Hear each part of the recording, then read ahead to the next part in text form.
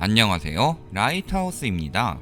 최근 실물 경기가 침체되고 있음에도 자산 시장에는 거품이 쌓이면서 곳곳에서 거품 경고음이 들리고 있는데요. 특히 2000년대 세계를 강타하였던 글로벌 금융위기 때와 비교하며 그때보다 훨씬 더 심각하다는 이야기들이 나오고 있습니다.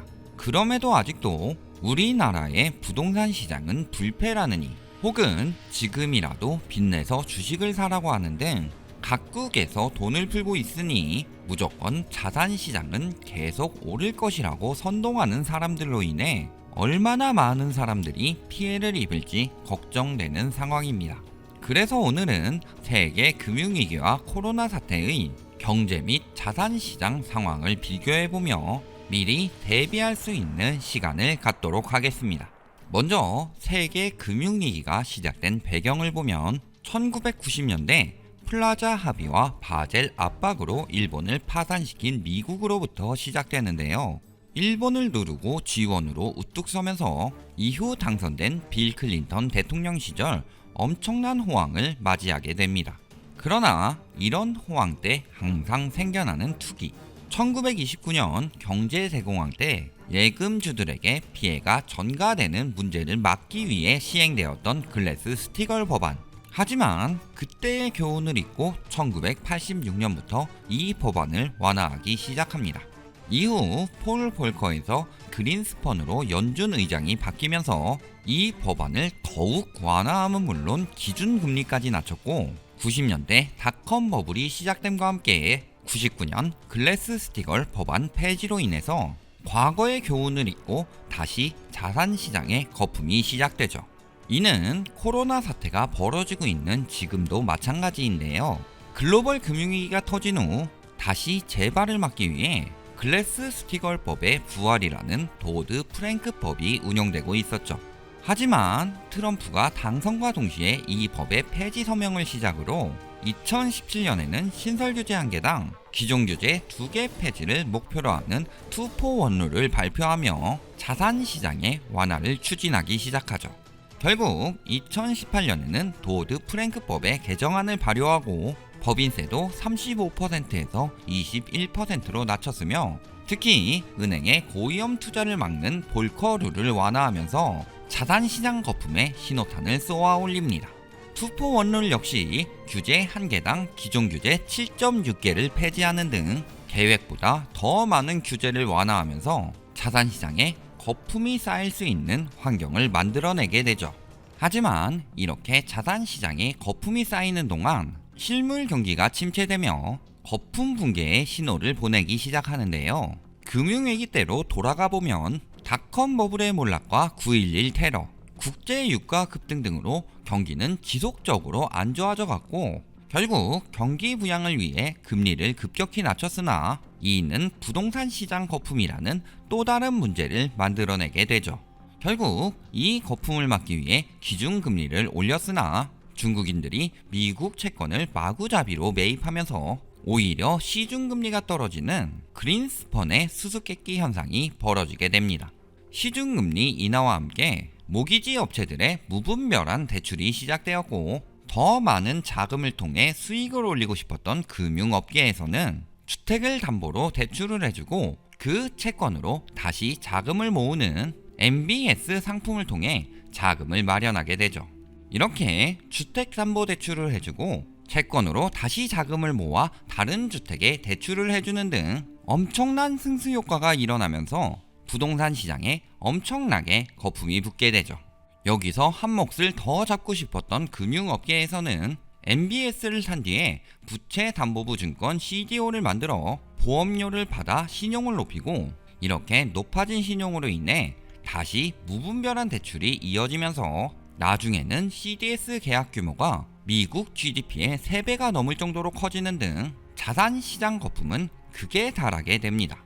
이번 코로나 사태가 터지기 전에도 자산시장 거품 및 실물경제 침체는 이어지고 있었는데요. 특히 미국이 G1으로 우뚝 서기 위해 중국을 압박하면서 미중 무역전쟁이 시작된 것이 그 계기였죠. 무역전쟁 당사자인 미국과 중국뿐만이 아니라 다른 나라들에게도 피해가 가면서 세계적으로 수출입에 큰 타격을 입고 GDP가 감소하는 등 글로벌 경제의 위기가 시작됩니다. 특히 양국에 대한 무역 의존도가 높은 우리나라는 더 큰 피해를 입게 되고요. 이렇게 세계적으로 경제 위기가 시작된 상황에서 작년 말 중국 우한에서 해산물 시장을 중심으로 원인 불명의 폐렴 환자가 속출하기 시작합니다. 이는 결국 세계적으로도 유례가 없는 질병으로 번지게 되면서 각국의 업무가 마비됨은 물론 가뜩이나 타격을 입었던 국가 간의 수출입도 더욱 힘들어지게 되었고, 특히 이 중에서 항공이나 숙박 등 관광과 관련된 업계는 완전히 무너지게 되죠. 관광업계가 무너지면서 수요가 줄어드니 유가까지 폭락하게 됐고, 이렇게 경제 위기 심화로 결국 대부분의 나라들이 일제히 금리를 내리는 것은 물론 지원금을 풀어 유동성을 통해 경제를 살리는 길을 택하게 되죠. 하지만 그동안 있었던 많은 완화 정책으로 인해 이 자금이 소비를 통해 경제로 돌아가지 않고 자산 시장으로 몰리게 되면서 실물 경기는 침체되는데 자산 시장에는 거품이 끼는 괴리가 시작되죠. 이렇게 실물 경기 침체와 자산 시장 거품의 결말은 어떻게 되었을까요? 금융위기 때로 돌아가 보면 저신용자들에 대한 무분별한 대출로 인해 주택 소유율은 올라갔으나 가계 대출은 폭증했고, 결국 꾸준한 금리 인상으로 인해 그린스펀의 수수께끼 현상이 끝나고 시중금리도 오르게 되면서 파산이 급증하기 시작합니다. 이렇게 은행에 넘어간 연체주택들이 시장에 풀리게 되면서 공급은 증가했으나 매수 심리는 크게 저하되었고 수요는 지속적으로 감소되죠. 공급은 넘치는데 수요가 감소되면서 집값 폭락이 시작되었고, 집값 폭락이 시작되자 대량의 대출을 받은 사람들이 담보를 포기하게 됩니다. 그러면서 다시 연체주택이 증가하여 공급이 늘어나는 악순환이 시작되죠. 이렇게 자산가치 폭락은 물론 환금성까지 떨어진 주택들로 인해 투자은행 및 보험사들이 보증으로 인해 연이어 무너지기 시작합니다. 시티그룹, AIG, 페니메이, 프레미맥 등 많은 회사들이 구제가 들어갈 정도의 큰 손실을 입었고, 베어스턴스는 JP모건에, 컨트리와이드는 BOA에 인수되는 사태가 벌어지게 됩니다. 특히 세계 4대 투자은행 중 하나인 리만 브라더스는 결국 파산하게 되면서 7조 달러의 피해 금액, 800만 명의 실업자를 만들고 600만 명이 집을 잃게 만들었죠. 지금도 마찬가지로 그 전조 현상들이 나타나고 있습니다.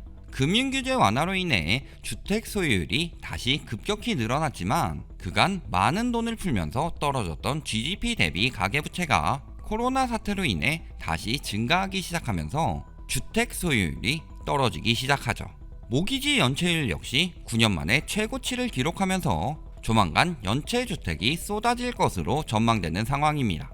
임차인들 역시 코로나 위기로 수입이 감소되며 4천만 명이 강제 퇴거 위기에 처했기에 일단은 퇴거 유예 조치를 해놓은 상황이지만 세입자들의 월세 미납으로 인해 집주인들의 수입이 감소하게 되면서 대출 이자를 내기 힘들어지니 금융사들의 대출이 위험해지면서 서브프라임 사태가 재현될 위기가 눈앞에 닥쳐 있습니다. 아직 본격적인 파산이 시작되지도 않았는데 코로나로 인한 미국의 경제 피해액은 6월에는 8조 달러에 육박할 것으로 예상했으며 실업자는 3,300만 명을 넘어서는 등 자산시장 거품이 아직 터지지도 않았는데 경제 위기는 금융위기 때보다 심각한 모습을 보이고 있습니다. 결론적으로 이미 모든 경제 지표는 지금이 금융위기 사태 때보다 심각한 상황입니다. 연간 GDP 성장률은 금융위기 때 한 분기 최악이었던 마이너스 3.9%에 2배를 넘어선 마이너스 9%를 기록하였으며 실물 경기 침체 역시 더욱 심각한 것은 물론 아직까지 그 끝이 보이지 않고 있죠. 그럼에도 자산시장에 돈이 몰리면서 자산 간 동조화 현상은 글로벌 금융위기 때보다 심각하기에 더욱 위험한 상황이고요. 아직까지는 자산시장에 대한 많은 완화 정책이 있기에 끊임없이 거품이 생겨나고 있으나 이번에 바이든의 공약 중 글래스 스티걸 법안 제도입이나 법인세 강화, 금융거래세 부과 등 위험자산에 대한 투기를 억제하는 법안들이 있어 이 자산시장의 거품이 조만간 무너질 수밖에 없죠. 결국 대부분의 지표를 통해 금융위기 때보다 더 심각한 위기를 맞고 있는 것이 나타나고 있음에도 아직도 저금리로 인해 무조건적으로 집값이 오른다느니 주식이 오른다느니 하며 사람들을 선동하고 있습니다. 그리고 이런 이야기들을 통해 기존에 투기했던 사람들이 차익을 실현하고 빠져나가고 있죠. 하지만 실물 경기 침체와 자산시장 거품이 그때보다 훨씬 더 심각하기에 한번 터지게 되면 금융위기 이상의 파장이 예상되는 상황이라 빚까지 돼가며 무리하게 자산시장에 뛰어드는 것은 절대 금물인 상황입니다. 그러니 자신들의 이익을 위해 자산시장 거품을 끊임없이 유도하는 언론이나 해당 전문가들의 말에만 휘둘리지 말고 직접 과거와 현재를 비교해보며 경제에 대한 지식을 쌓아서 자신의 자산은 자신이 지키시기를 바랍니다. 시청해주셔서 감사합니다.